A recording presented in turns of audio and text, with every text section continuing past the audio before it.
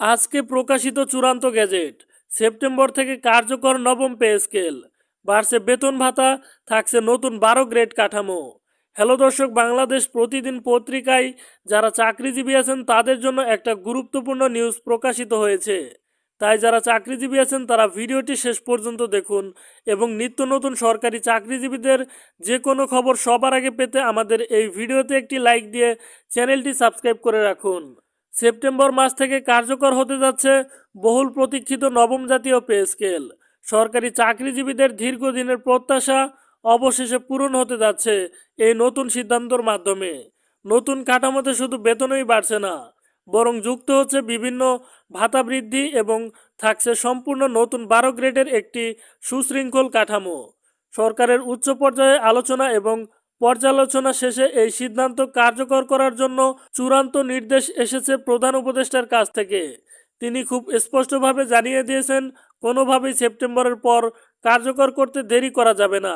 নতুন pay scale অনুযায়ী চাকরিজীবীদের মূল বেতন পূর্বের তুলনায় উল্লেখযোগ্য পরিমাণে বাড়ছে। বিশেষ করে নিম্ন এবং মধ্যম স্তরের কর্মীদের জন্য এই সিদ্ধান্ত বড় স্বস্তির বার্তা হয়ে এসেছে।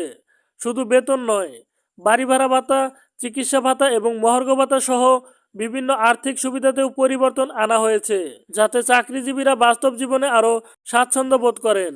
এর ফলে তাদের মাসিক আয় বাড়বে এবং আর্থিক চাপ কমবে বলে ধারণা করা হচ্ছে।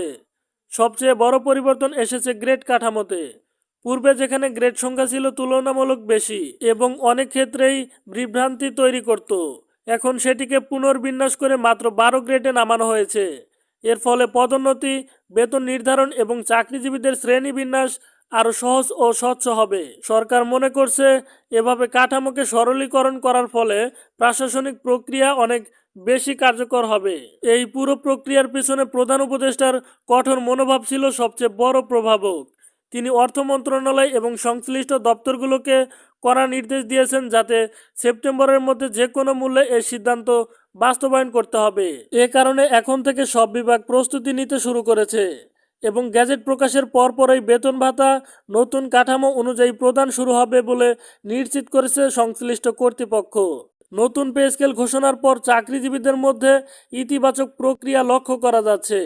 অনেকেই বলেছেন, দীর্ঘদিন ধরে যে অপেক্ষা ছিল অবশেষে তা পূরণ হতে যাচ্ছে। এটি কেবল তাদের আর্থিক স্বস্তিই দেবে না, বরং কাজের প্রতি মনোবল আরও বাড়িয়ে দেবে। অন্যদিকে অর্থনীতিবিদরা মনে করছেন, এই সিদ্ধান্তের কারণে সরকারের ব্যয় বাড়বে ঠিকই, তবে চাকরিজীবীদের ক্রয় ক্ষমতা বাড়লে বাজারে অর্থের প্রবাহ বৃদ্ধি পাবে এবং তা সামগ্রিক অর্থনীতিতে ইতিবাচক প্রভাব ফেলবে। সব মিলিয়ে বলা যায়, সেপ্টেম্বর থেকে কার্যকর হতে যাওয়া নবম জাতীয় পে স্কেল শুধু একটি নতুন বেতন কাঠামো নয়, বরং সরকারি চাকরিজীবীদের জন্য এক নতুন যুগের সূচনা।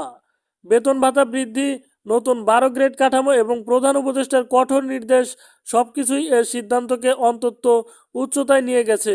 এখন দেখার বিষয়, বাস্তবে এর সিদ্ধান্ত কিভাবে বাস্তবায়িত হয় এবং চাকরিজীবীদের জীবনযাত্রায় কতটা ইতিবাচক পরিবর্তন নিয়ে আসে। তো দর্শক বন্ধুরা, ভিডিওটি এ পর্যন্তই ছিল।